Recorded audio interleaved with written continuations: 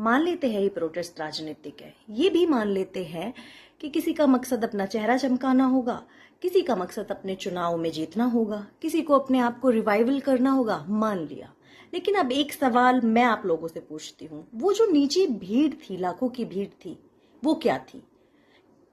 और आपको क्या लगता है इस देश के छात्र इतने बेवकूफ है कि किसी भी पार्टी के एक फोन पर वो लाठी खाने पहुंच जाएंगे, अपना करियर बर्बाद करने के लिए पहुंच जाएंगे, आंसू गैस के गोलों के सामने खड़े हो जाएंगे? एक और बात, राजनीति भीड़ के पीछे तब आती है जब भीड़ पहले से खड़ी हो। अक्सर मुद्दों पर राजनीतिक पार्टियां आग नहीं लगाती, वो आग देखकर हाथ सेक ले जाती है और सेकती है। और आज किसने लगाई ये आग? उस पेपर लीक ने, जिसे खुद शिक्षा मंत्री धर्मेंद्र प्रधान ने माना था। अगर सच में ये मंच केवल राजनीतिक था तो कितना आसान था सरकार के पास इसे खाली करवाना। आप जाते, बात कर लेते, ये श्योर कर देते कि दोबारा नहीं होगा। एक मंत्री जिसकी अगुवाई में मल्टीपल पेपर लीक हुए, उनको हटा देते, इतनी सी मांग थी ना।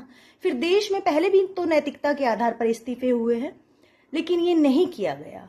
राजनीति को मौका किसने दिया?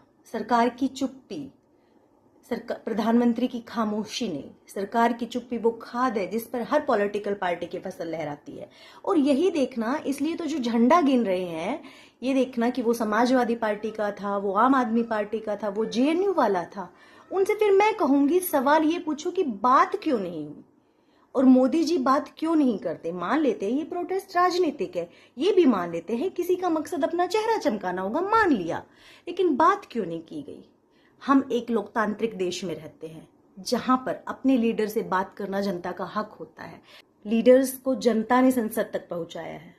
हम एक लोकतांत्रिक देश में रहते हैं जहां जनता का हक है अपने लीडर से सवाल पूछने का, अपने लीडर से बात करने का। क्या बच्चों के साथ ऐसा बर्ताव? क्या बच्चों की सुनी नहीं जा सकती थी? बच्चों ने सिर्फ इतनी सी तो मांग की थी कि उनके पेपर बार बार लीक हो रहे हैं, क्यों हो रहे? इतने सारे बच्चों ने सुसाइड करी, तो सिर्फ एजुकेशन सिस्टम में जो करप्शन चल रहा है उससे उनको इस्तीफा दे देना चाहिए था। इतनी सी बात के लिए इतने दंगे, इतनी सी बात के लिए छात्रों पर अत्याचार, पूरी तरह से मार रहे थे। वो तो पीसफुली कर रहे थे। जब उन्हें पीसफुली आगे नहीं बढ़ने दिया जा रहा था, तो फिर ये इतना आंसू गैस के गोले, लाठीचार्ज, बुरी तरह, क्या ये सही था? अब आप बताएं।